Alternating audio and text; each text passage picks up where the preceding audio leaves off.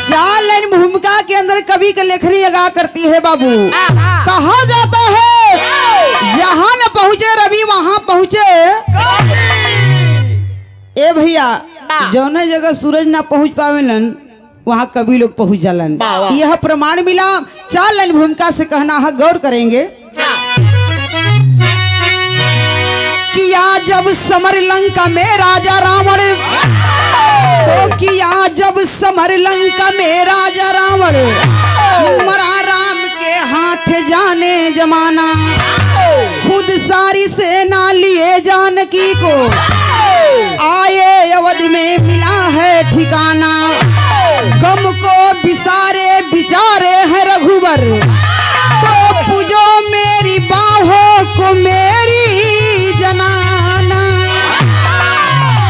अरे घिड़ा करी के बोली सिया सुन लो साजन,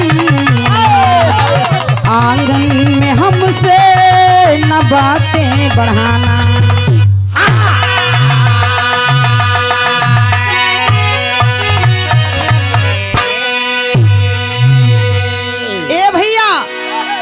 घिरा करके बोली सिया सुन लो साजन, आंगन में हमसे ना बातें बढ़ाना। ए भैया ठीक वहीं से भगवान राम लड़ाई लड़ करके लंका पर विजय प्राप्त करके बाबू जब जैसे अयोध्यापुरी में आयल हन तो सुनले गए कि चारों तरफ खुशी का दीप जला था, खुशहाली बा, सभे मगन बा कि भगवान राम लंका से लड़ाई लड़के आ गईलन। ए भैया एक दिन दो दिन तीन दिन बीतल, एक दिन चौथा दिन सीता जी के लेके भगवान राम, वही भगवान राम है, वही भगवान श्याम है।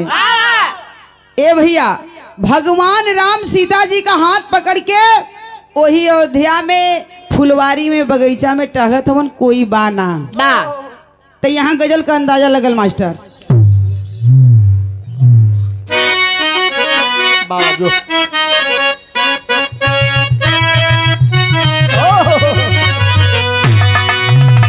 यह गजल है कि हर तरफ एक अंधेरा सछाने लगा, कि हर तरफ एक अंधेरा सछाने लगा, रुख पे दुल्फों की दीवार मती कीजिए, हर तरफ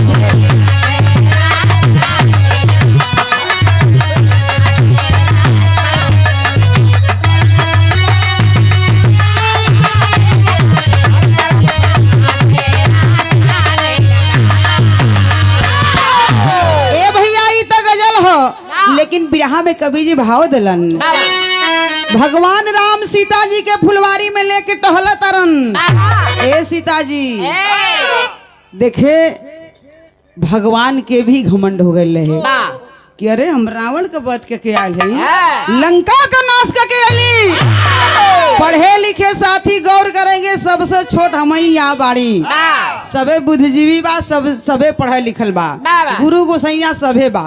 ए भैया भगवान राम सीता जी का हाथ पकड़ के फुलवारी में टहलत हवन, कहलन कि ए सीता जी तू हमार प्यारी हो, तू हमार अर्धांगिनी हो, तू हमार मेहरारू हो, आधे अंकम मालकिन हो। कहली ऊ तो सुना हम रावण का वध के कैली, तो बात सुना, हमारी ऐसा केहू वीर बलशाली ना है, हमारी ऐसा शक्तिशाली केहू नहीं खे। ए लिए हमरे दहिनी बाही का पूजा करा। सीता जी हंसे लगली, भाव लगल बिरहा में कैसे।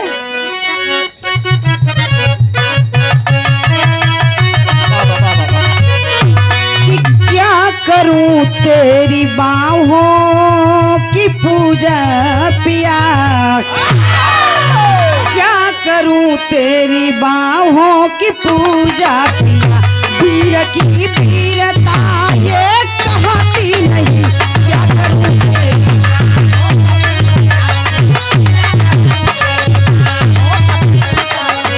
वीर की वीरता ये कहती नहीं, क्या करूं।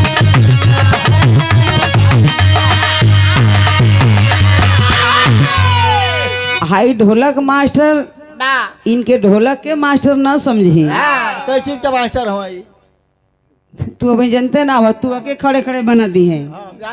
जानत हो कि ना, मूर्तिकार चित्रकार एगो खाली पत्रकारे ना हो, लेकिन मोबाइल के माध्यम से अब हो गल बनन। ए भैया बहुत सुघर की जेकर चाह केहू पहलवान का मूर्ति बना के तैयार कर दी। हाँ, काली मैया, डीह बाबा, बरम बाबा, भोलेनाथ, जेकर भी मूर्ति आप लोग चाहिए बना के, छोटा मोटा इनके तो बस मत देखिए आप लोग। आए बढ़िया है ना। आ ढोलक तो बजाते हो, जो जी बजाओ तो ओके बनैबो भी करेला। देखा जो ढोलक बजाती नहीं कि हाथे के बनल है, ये हल्लुक मल्लुक कलाकार ना हवा, ओजन हवा, ओजन हवा। तो खाली ढोलकिए ना ही बजावत हो, बहुत बढ़िया बढ़िया साज भी तैयार करेला। ए भैया कितना हो भी बड़ाई हो गए कम है। तो कहना है सीता जी का थी वही भाव में, कैसे भैया कि क्या करूं तेरी बाहों की पूजा पिया, कि क्या करूं तेरी बाहों की पूजा पिया, वीर की वीरता ये कहती नहीं,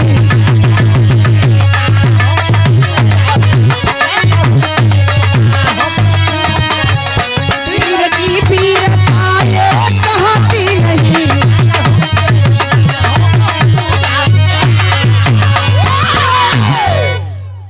बहुशा सम्मान एक तरफ से हमनी के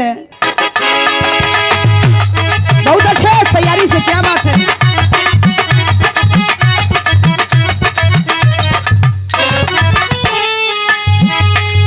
लरे ला ला रे ला ला ला रे ला ला ला रे ला, सीता जी से भगवान राम कहला हमारी ऐसा केहू वीर बलशाली नहीं खे। ए सीता जी हमारी दहिनी बाई के पूजा करा। सीता जी कहली सैया, हंसत सीता जी कहली कि अच्छा आपके दहिनी बाई के पूजा करी। आ तो हाँ हो हमारी ऐसा के वीर बलशाली नहीं खे। कहत अरे ये सैया एक बात सुना, का कहली, कही सीता पिया धरती बड़ी निराली है, कही सीता पिया धरती बड़ी निराली है, एक से एक यहाँ वीर शक्तिशाली है।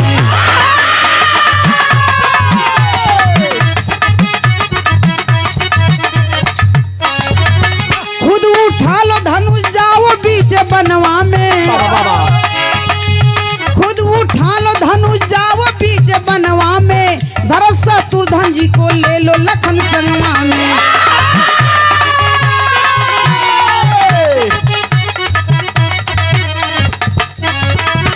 गर टूटी सहस्त्र बाहु जो मिल जाएगा, गर टूटी सहस्त्र बाहु जो मिल जाएगा, कौन कितना पानी में है वही बताएगा।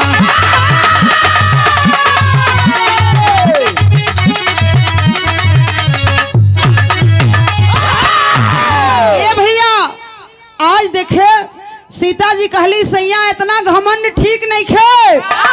आप घमंड करत हुआ तो एक बात सुना, ई धरती वीरन से खाली ना है, हर सवाल का जवाब हो, हर प्रश्न का उत्तर है। सैया इतना अपने आप पे घमंड कर ठीक ना है। भगवान राम कहलन कि सुना ई कुल कहल छोड़ा, हमरे दहिनी बाई का पूजा करा। हम जानत नहीं कि हमरे सन केहू वीर नहीं खे, आपके सन केहू वीर ना है। एक बात सुना सैया, एक हाथ का ना दोनों हाथ दोनों गोड़ का पूजा करब, लेकिन हमारो एक शर्त है। कहलन कि का, तब बताओ तारी सीता कि सुना हम अकेले ना ही, आप तो अकेले है हुआ, जौन हाउ तीन जने तो हर पिछवा से भाई साहब लोग रहेला, लक्ष्मण भरत शत्रुघ्न, एहू लोगन के साथे साथे चैलेंज बा। तो के अकेले ना कहत हई, साथे साथे तोहरे भाइयों लोगन के कहत हई, तो के हम अकेले कहीं ना भेजब। का कहली, यहाँ तर्ज बदल गेल मास्टर।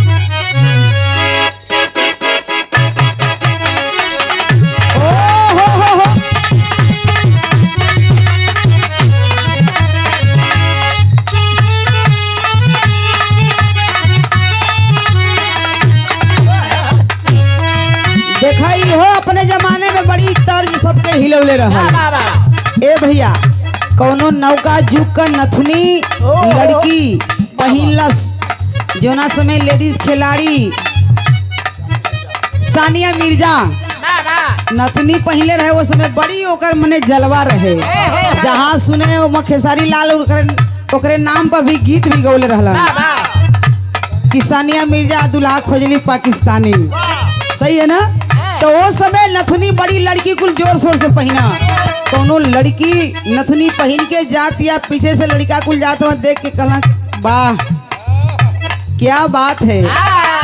पीछे से लाल चुआ उठो देख के बोली बोलत हो तो लड़कियां उलट के जवाब दिले बा कहे का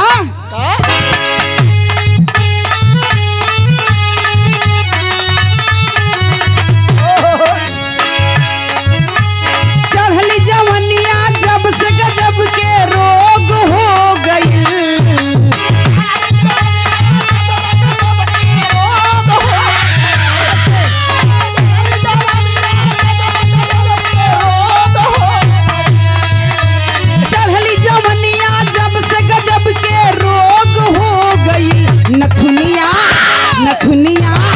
नथुनिया जब से पहले बनी दीवाना लोग हो गई नथुनिया जब से पहले बनी दीवाना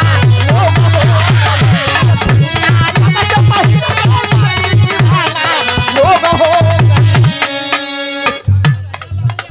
ये देखे बड़े भैया तो ध्यान से बात ना उतरे कहानी पर गौर करेंगे।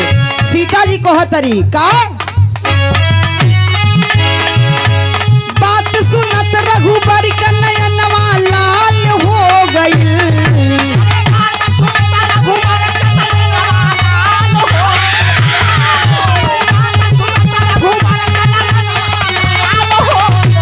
बात सुनत रघुबर का नयनवा लाल हो गई सहस्त्र बाहु लेके चला धनु बनवा समर में काल हो गई।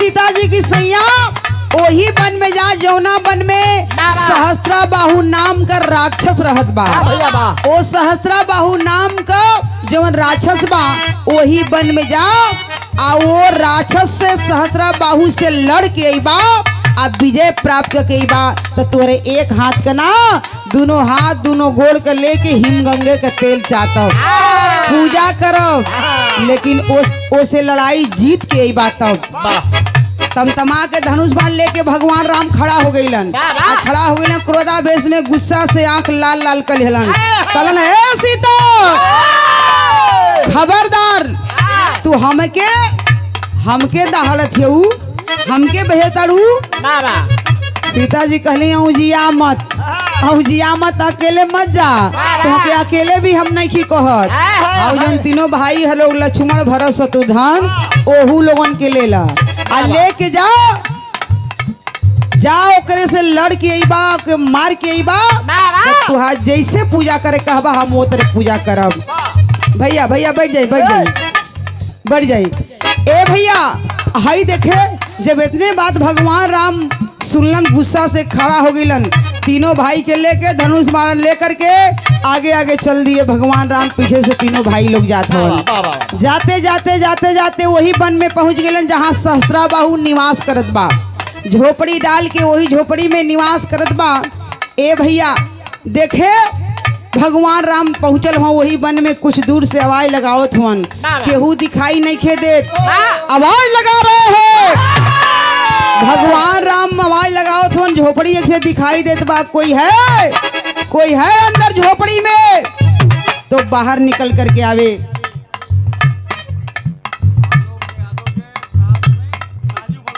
भगवान राम का तमतमा के निकलल आज जब निकलल बाप तो यह प्रमाण मिलता है पहला प्रमाण भरे बिरहा में लग गई।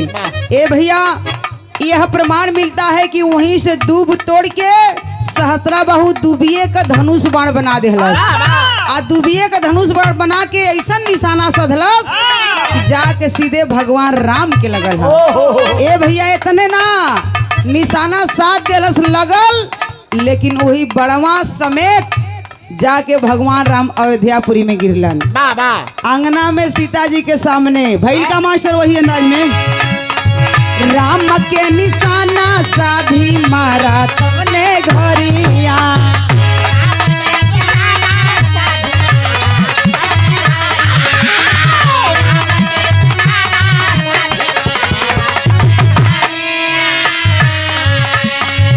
गिरले अवध में देखी हौसली नगरिया,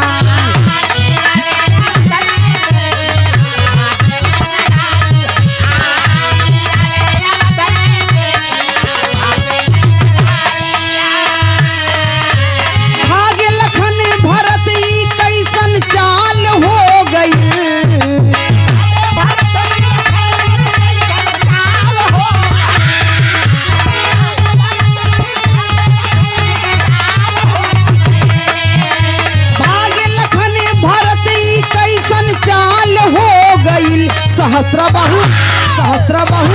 सहस्त्र बाहु लेके चला धनु पलवा समर में काल हो गई।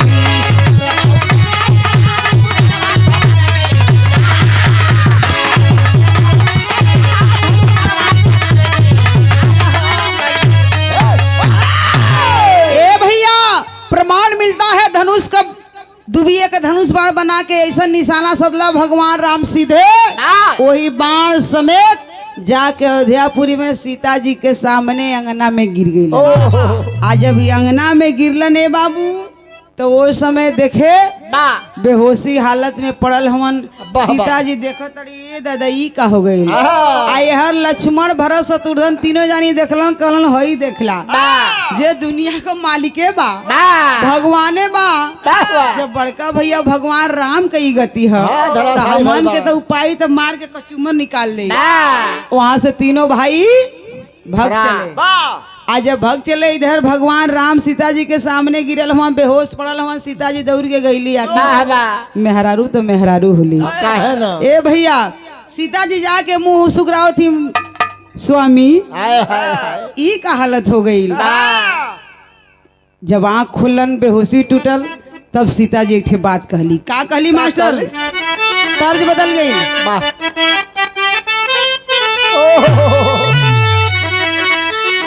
यह गीत है कौनो दुल्ही के दुल्हा जाड़ा के मौसम में परदेश चल गई। मेहरुआ बड़ी उदास हो गई। और उदास हो गई तो एक बात कहला कि गमना करा के सैया बस गईला सोहर में, उठल दर्दिया हमारा, उठल दर्दिया हमारा गतर है घर में, उठल दर्दिया हमारा गतर है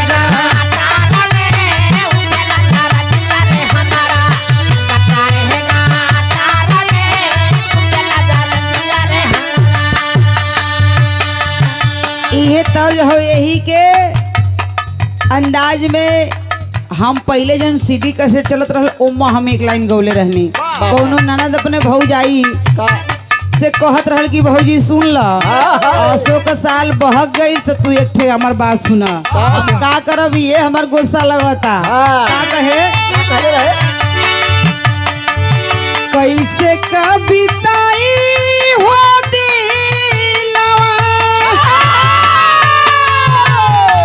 कैसे के बिताई दिनवा बितना सरद के मन कर राख ले भौजी हो, मन कर राख ले भौजी हो।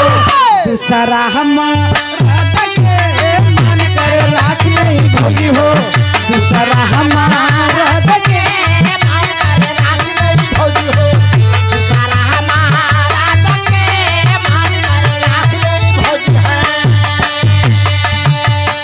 यही के गीत बदल के गादने एक लाइन हम औरू कि कौनो मेहरारू अपने पति से परेशान हो गई। कहलस कि तू रोज उठ के भिनहिए चल जाला भट्ठा पर, झरिया पहुँच जाला, कहबो हम पैसे कमात हैं तो जब पैसा कमात हुआ तो एक हमार बात सुना। बतावा। अब ना रहबे राजा अरे मटिए की घर में पक्का पिटवा दबलमुआ जय हो पक्का पिटवा दबलमुआ दिल्ली शहर में पक्का पिटवा दबलमुआ दिल्ली शहर में।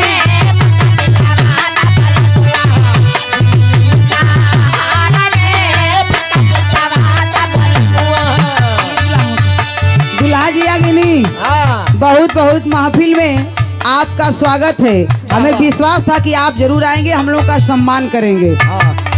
जोड़ी हमेशा भगवान सलामत रखे आप लोगों की। ए भैया इत तर्ज रहल लेकिन छड़ी का आनंद रहल लेकिन बिरहा से ध्यान न हटे। और समय कहना हो मलवा बान हो दे दलो दुल्हा के कहना हो। हाँ हम बोल दे श्री कैलाश यादव ना बादशाह हैं आज के नौसे जी दुल्हे राजा के सम्मान में हम लोग उपस्थित हुए हैं तो दुल्हे राजा हम लोगों का सम्मान करेंगे फूल माला दे करके। ये बिरहा में तर्ज रहा लेकिन बिरहा से कहानी से ध्यान न हटे। भैल का मास्टर भगवान राम रोवत हुआ आंख में आंस लेके और रो के एक ठे बात कहला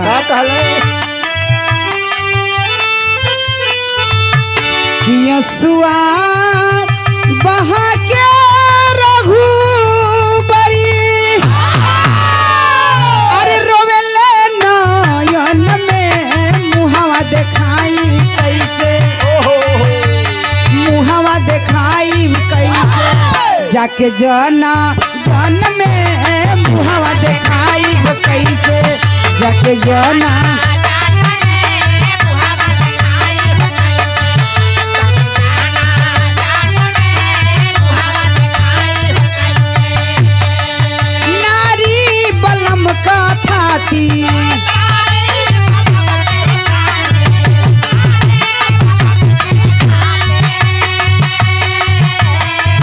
जैसे दीपक बाती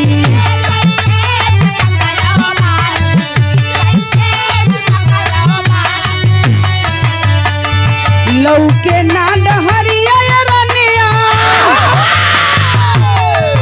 लौके ना डहरिया रनिया के मनोनयन में मुहावा देखाई कैसे मुहावा देखाई कैसे जाके जना जन में मुहावा देखाई कैसे जाके जना।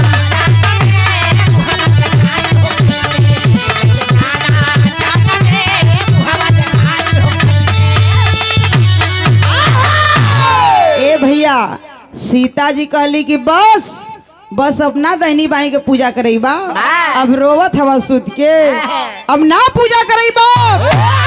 कहलन कि ए प्यारी सुना तू हमारा अर्धांगिनी हो तू आधे अंक का मालकिन बाड़ू जे तरह से तेल बाती का संबंध होला जे तरह से जनरेटर का तेल से संबंध होला दिया बाती का संबंध होला कोई तरह से मर्दे मेहरारू का संबंध बताओ। इतने ना जितने मैं को मशीन से संबंध है वही तरह से मर्दे मेहरारू का संबंध बतावल जाला। ए प्यारी अगर तू ही हमार मजा लेबू तू ही हंसी लेबू हमार मजाक उड़ेबू तो दुनिया मजे न ले ऐसन बात मत करा। लेकिन सीता जी कहली कि बस अब हो गईल अब ना पूजा करेबा रोवत होन भगवान राम। तब भैल का मास्टर यहाँ तर्ज बदल गई। बाबा जो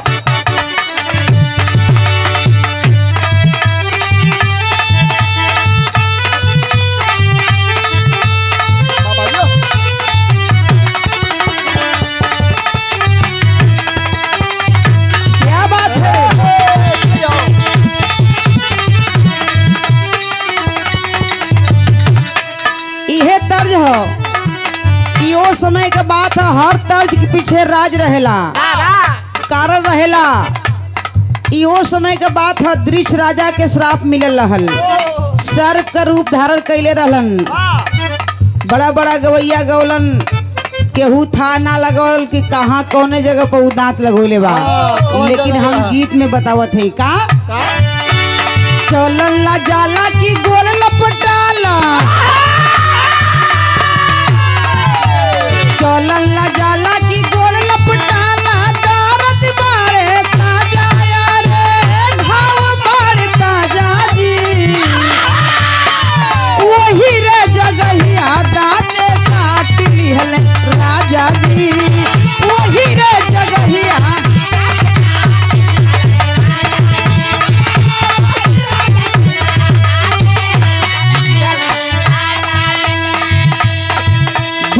वृष राजा के श्राप मिले रहल, उ सर्प का रूप धारण कैले रहलन, और उहे सर्प का रूप धारण करके जाके रोहित बेटवा के डसले हवा, दांत लगौले हवन अंगुरी में।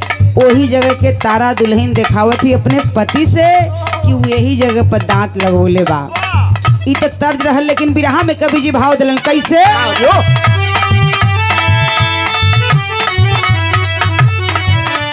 आइलिया फतिया त गिरला धरतिया, आइलिया फतिया त गिरला धरतिया, उठा मोरे राजा रे, उठा मोरे राजा जी, बहिया का पूजा नाही होई तोहर राजा जी, बहिया का पूजा।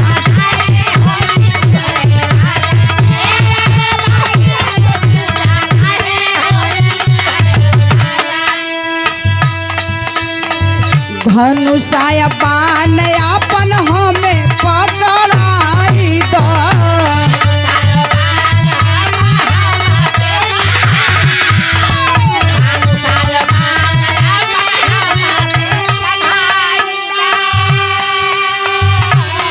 दुल्हे राजा की ओर से श्री कैलाश साया बान अपन हमें पकड़ाई द,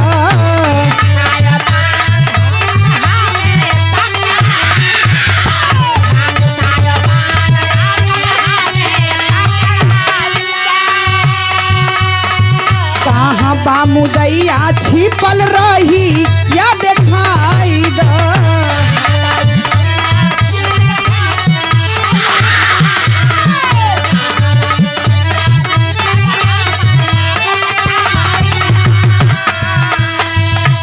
आइलिया फतिया त गिरली धरतिया,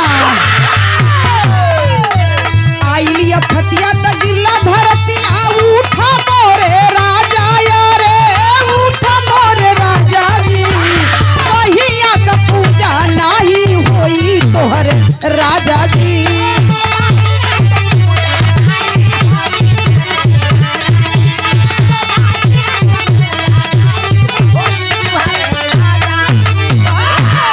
ए भैया कहलिन कि बस अब तुहार देखा गई तू कितना पानी में हवा, अब तुहार वीरता का परिचय हो गई, तू कितना पानी में हवा, जाके तू आराम कर। आ जो नहीं तरकस बाण ले ले बड़ा, मने कहला का मतलब जो नहीं मर्दे का पोशाक पहले बड़ा, जाए के निकाल द, अब हमके दे दा, मेहरू को पोशाक लेके पहन तू ला। पहन ला। अब तुहार वीरता देखा गई कि कितना में हवा।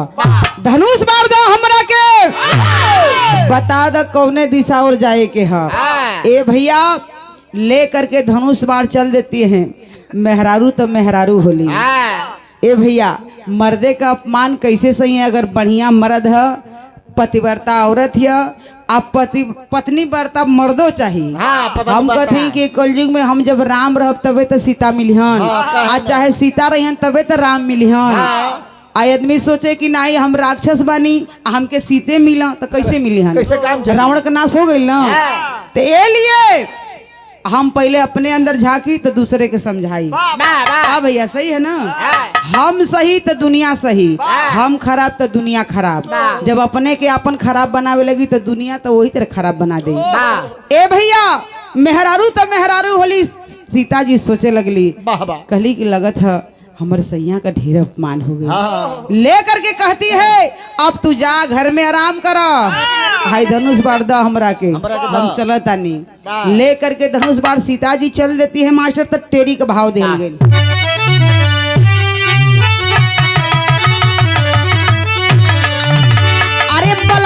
कैसे जाई सनवा, अरे हाई बलम का कैसे जाई सनवा, चल के मजा चखाई मारब बन पे बनवायर हो वाह क्या बात है। चल के मजा चखाई मारब बान पे बनवा, बलम का कैसे जाई सनवा। लेकर के सीता जी चल देती है धनुष बाड़े बाबू। जाते जाते जाते जाते वही वन में पहुंचली जौना वन में जौना झोपड़ी में निवास करत बा सहस्त्रा बाहू। जाती है वन में आवाज लगाती है कोई है झोपड़ी में। कुछ दूर से आवाज लगावत ही ने भैया। जब 2 बार 3 बार आवाज कान से टकराइल सहस्त्रा बाहू तमतमा करके झोपड़ी से निकलता है। आज जब निकलल तो होत का बा ये मास्टर कहना हो।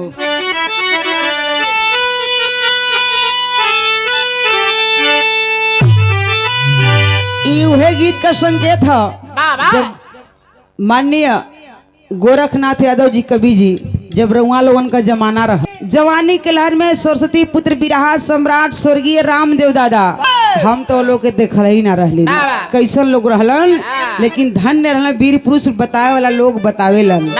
ये भैया जब धोती खुटियावत उठा जब आमने सामने वो लोगन का मंच लगे तो सुने के मिले लोग कहेला कि स्वर्गीय बुल्लू दादा उठा तो कहे का हो रामदेव चोरऊ लहाई दे का, तो अपने में लोग लहौल करे। तो जब आमने सामने मंच लगे तब पहले स्वर्गीय बुल्लू दादा उठा धोती खुटियावत, वो बुढ़ौती के बेला में सोचा जवानी में तो अच्छा बुढ़ौती में हम तो देखबे ना कहीं लोग मरू गए बेचारू। धन्य रहे वीर पुरुष, आपका गवैया जहाँ ले आके खत्म करता लो वहां से वो लोग शुरू करा, चाहे हम होखी चाहे केहू कलाकार होखे। ए भैया ओ समय गाँव में स्वर्गीय बुल्लू दादा स्वर्गीय रामदेव दादा से जवाब में कैसे गाँव मास्टर वो सिंगारस के गवैया रहलन, स्वर्गीय रामदेव दादा वो बीरस के गवैया रहलन। तो स्वर्गीय बुल्लू दादा अगर पिहिक के बोल दे तो लोग कहेलन कि बुझाए कि 16 वर्ष 17 वर्ष का लड़की बोलत है। बाहरे कलाकार धन्य रहलन वीर पुरुष। तो वो गा द कैसे गाम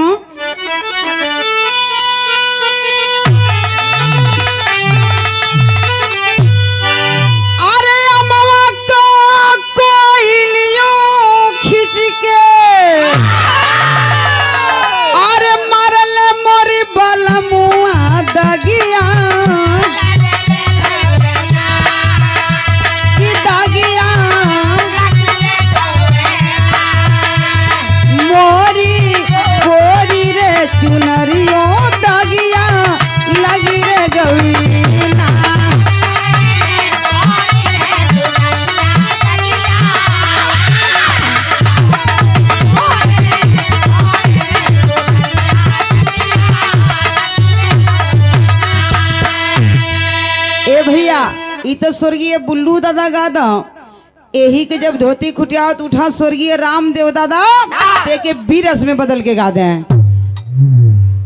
वो अपने में लोग कहवल करे उनके सार बनावे कैसे गा दो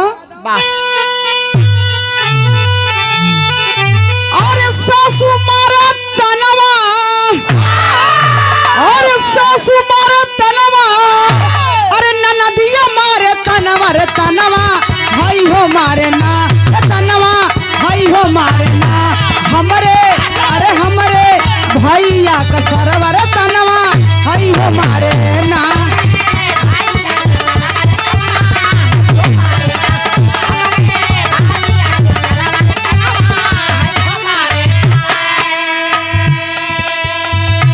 ए भैया ई तो तर्ज रहल लेकिन गाना से ध्यान न हटे। वो समय सीता जी चली है वो वन में पहुंचली, कुछ दूर से आवाज लगाती है कोई है झोपड़ी के अंदर।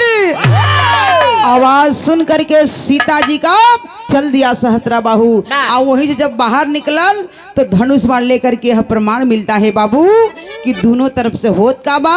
यहाँ भाव लगल विरहा में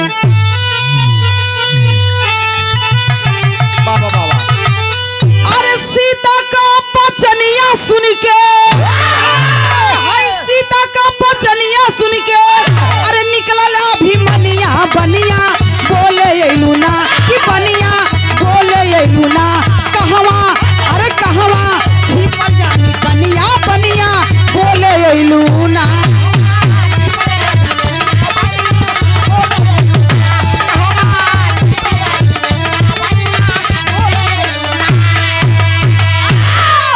कि हो खेले लड़ाई कापे धरती गगनावा। ए भैया इहर से सीता जी देखली कि अरे सहस्त्रा बाहु निकला है और उधर से सहस्त्रो बाहु तैयारे रहे, धनुष बाण ले करके वहां से वार करत बा। इधर से सीता जी दोनों तरफ से लड़ाई होने लगती है। आज जब लड़ाई होत बा बाण का बरसा, इधर से सीता जी भी कम ना, उधर से सहस्त्रा बाहु राक्षस भी कम ना, लेकिन लड़ाई होत बा तो कैसे कि हो खेले लड़ाई कापे धरती गगनावा। देवी देवता के नाही मिलेला चयनावा।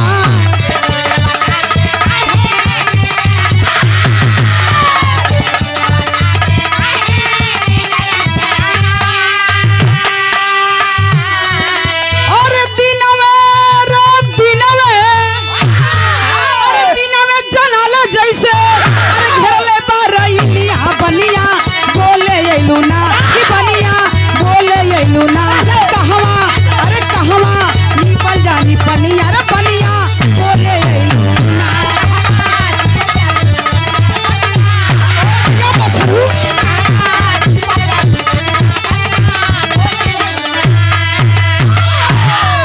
ए भैया हई देखो दोनों तरफ से लड़ाई होने लगता है बाबू। और लड़ाई होत बात इधर से बाण भी कम ना, उधर से भी बाण कम ना। लड़ाई के आतंक से धरती आकाश इधर उधर होके लगल। हाई देखला अरे बाप रे बाप। सीता जी तो बाबू यहाँ प्रमाण मिलता है कि अगर एक बूंद धरती पर सहस्त्रा बाहु का खून गिरे तो कईयों हजार सहस्त्रा बाहु तैयार होके। परेशान होकर के हैरान होकर के सीता जी क्रोधावेश में होती हैं। तो भैल का मास्टर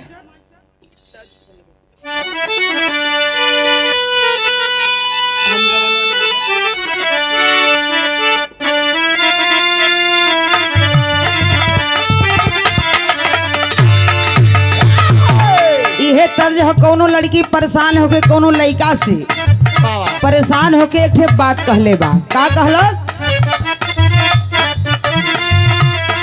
हम गवनवा नहीं जा, हम गवनवा नहीं जा, पीछे पड़ल यही बेईमानवा, पीछे पड़ल यही बेईमानवा, हम गवनवा नहीं जा।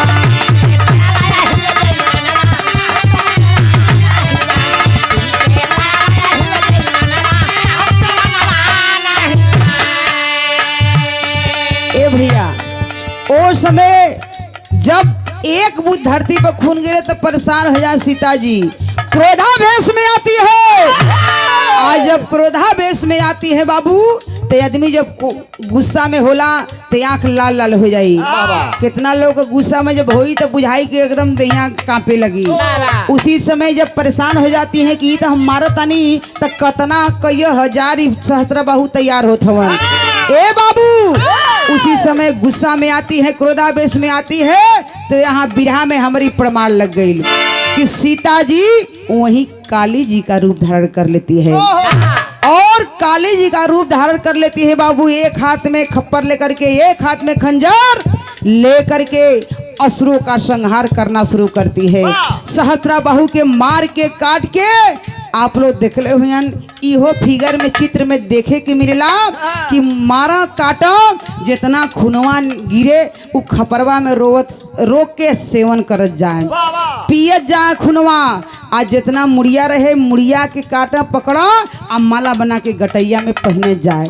यह भी फिगर में देखने को मिलता है चित्र में। जितना हथवा रहे ओके कमरिया में पहने जाए। ए भैया और आगे की तरफ बढ़ती है। जब असुरों का संहार हो गया तब काली जी गुस्सा में ही चिन्हत नहीं की। जब आगे बढ़ती है असुरों का संहार करने के बाद देवता देवी पर नंबर लगा दिली। आज जब नंबर लगल बा तब देखें देवता देवी त्राहिमाम करना शुरू करते हैं। आगे तो बढ़त ही काली जी देवी देवता दौड़ करके जाते हैं भगवान भोलेनाथ के पास, अड़भंगी नाथ के पास, दुनिया के मालिक अगर राउर कृपा हुई तो हमन का जिंदगी बची, अन्यथा ना बच सकेला। देवी देवता रोवता लोग, विनती करता लोग, प्रार्थना करता। भगवान भोलेनाथ से विनती सुन करके भोलेनाथ करते हैं क्या, वही अंदाज में भाव लगल मान। जब तूफान वारे कैली ना, जब तूफान वारे कैली ना, कापे धरती गगन देवता नवा, कापे धरती गगन देवता नवा। जब तूफान वारे कैली ना,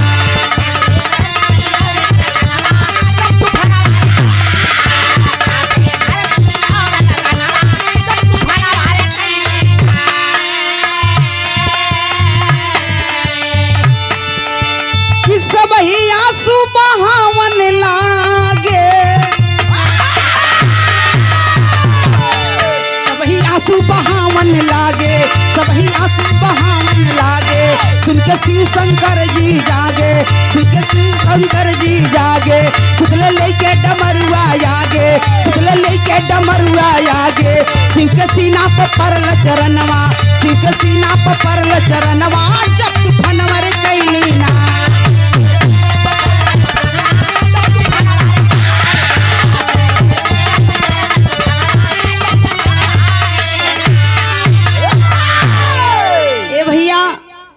उस समय देखे काली जी आगे की तरफ बढ़ती है। देवी देवता भोलेनाथ से दौड़ के जाके प्रार्थना कैलन। भोलेनाथ विनती सुन करके, प्रार्थना सुन करके वहां से आते हैं त्रिशूल डमरू लेकर के। जमने रास्ता से जात तड़ी काली मैया संहार करत, उसी बीच रास्ते में ठीक सामने जा करके बाबू बीच रास्ता में त्रिशूल डमरू लेकर के भोलेनाथ सो गए। आज जब सुतल हन तो इहो फिगर में चित्र में देखे कि मिला फोटो में कि भोलेनाथ त्रिशूल डमरू लेके बीच रास्ता में सुतल हन और काली जी संहार करते हुए आवत ही बाबू नीचे ना देखत ही। आज जैसे आगे की तरफ बढ़ली तो एक पैर भोलेनाथ के सीना पर पड़ल बा। ये भी मूर्ति में देखे के मिलेला। और जब चित्र पर देखे के मिलेला भोलेनाथ के सीना पे एक पैर पड़ल बा। आ जब पैरवा पड़ल ए बाबू तो जैसे पैर पड़ल वैसे काली जी नीचे देखली। आज जब नीचे ताकत ही तो यहू प्रमाण लगेला कि लोग कहेला, हम नहीं कहत, ई वेद शास्त्र कहेला। आ लोग की मुँह से हमू सुनीला कि कहेला लोग कि काली जी का भोलेनाथ भसुर लगेला। ए भैया जैसे काली जी नीचे देखली भोलेनाथ के शरीर के क्या ही दादा, अब तो ये पैर पड़ गए हमारे इनके सीना पर। तो यह भी प्रमाण मिलता है कि वही शर्मा जाती है काली जी और जैसे देखली लजा के जीभिया बहरे निकल गई। यह भी चित्र में देखने को मिलता है। ए भैया तो कोनो चीज केहू लजा जाला चाहे शर्मा जाला, बताई कैसे जीव निकल है तो सुतल हो जानी तब ना। आखिर जब देखावे के ह तो सुता जानी तब ना धरा तब सुतल चला सुता के सुती देखावे आखिर जब देखावे के बाद तो कैसे हम दिखाई। वो बगल में मन्नू है लोग को ये मन्नू लोग को चापेला। अरे मर्दे कला ही जीवन है। तो यहाँ लोग देखे सुने आइल बा ना। कम छाले ला बिसा कुत्ता। ए भैया वही जब पर पड़ता है देख करके काली मैया शर्मा जाती हैं। आज जब शर्मा गईलिन तो वही जीव निकल जाती है। कोनो चीज के आदमी चाहे लजा जाला चाहे कोनो चीज सोच लेला चाहे केहू के देख लेला शर्मा जाला तो जरूर जीभी से दांते से जीभ काट लेला दबा देला। कैसे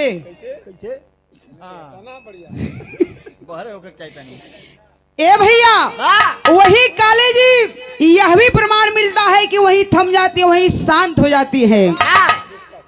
तब उस समय देखे सभे दौड़त गई। भगवान राम भी साथे साथे हवन जाके देखलन काली जी को रूप, हाथ जोड़लन कहलन कि अरे बाप रे बाप। भैल का पहपट में भाव देल गई।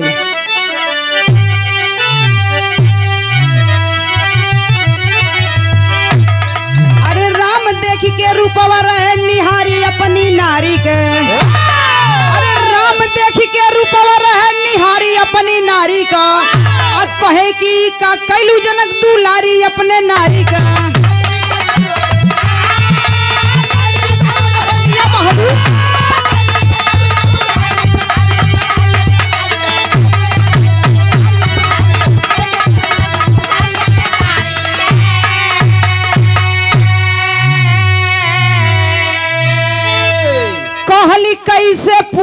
सहिया भगवान राम गईला हाथ जोड़ा कलन अरे बाप रे बाप अरे हम तुहा के पूजा का करे कह देनी आई तू कौन रूप धारण कर लेलू तो वही काली जी कहती हैं का कहली अरे कहली कैसे पूजी सैया अरे हाई बहिया तोहार हो हमरो एगो इच्छा पूरा करी कर तार हो अरे तोहरे नाम से पहले हो मर बारी अपने नारी के आयो मस्त कहे दुनिया के खरारी अपने नारी के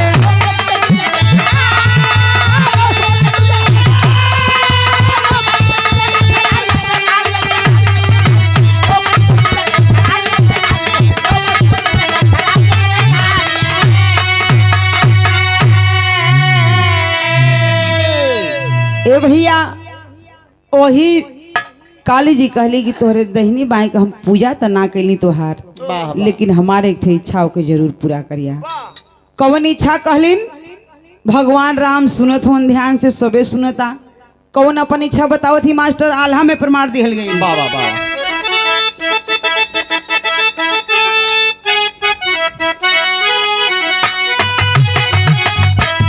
अरे कहे सब लोग नारी अरे कहे सब लोग नारी जग के रचयिता भैया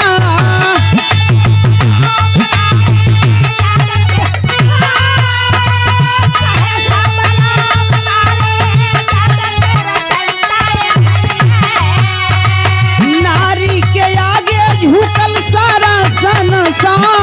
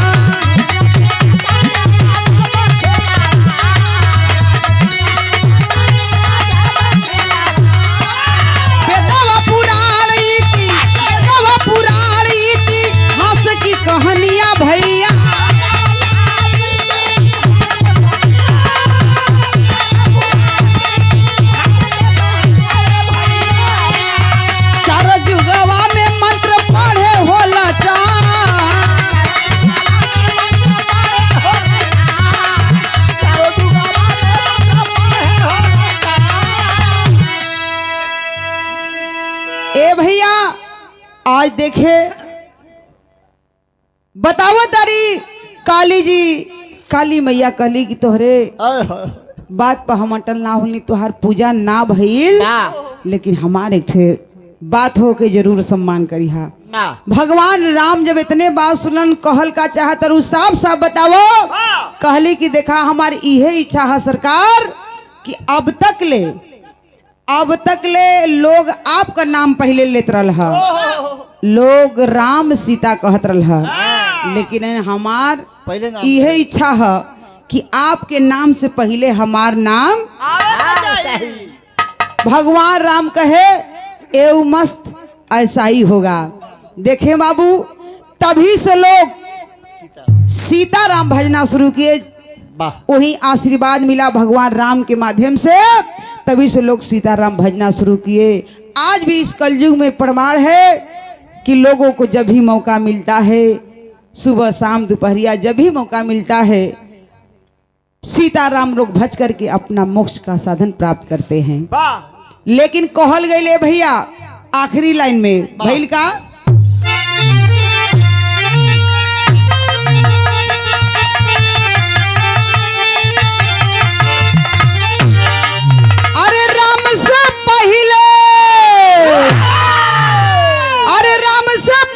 सीता जी का नमवा जुटल,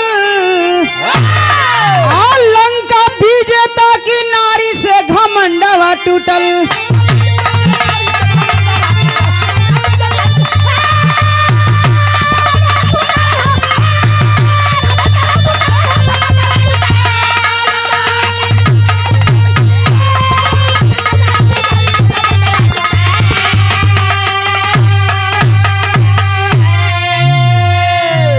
सीताराम भज के आज तरे सारी दुनिया, आ केहू ना मिटावल कबो विधि का लिखनिया।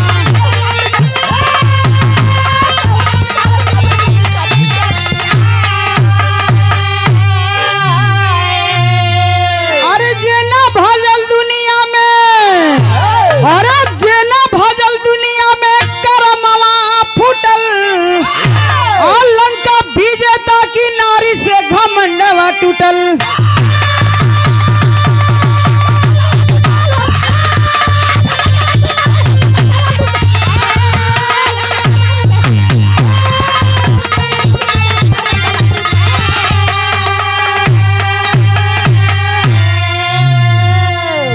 ए भैया यही से कहल गई, यह प्रमाण मिलता है कि नारी से ही जहान है।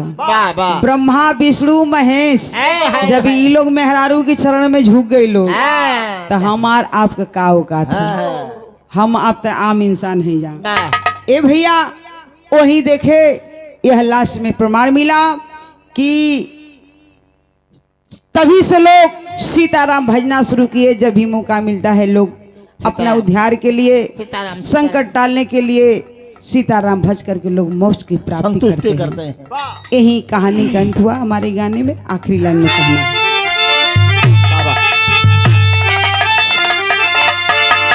कुसुम पराग स्वामी जदू गुरुदेव पूज हमारे।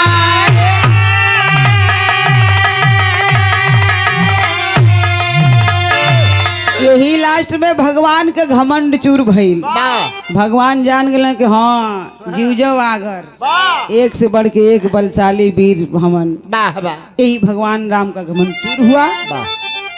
एक नारी के माध्यम से कहानी का अंत है। कहना है, अरे भोला बाला काशी संग में, अरे भोला बाला काशी संग में ईश्वर रंग पसारे।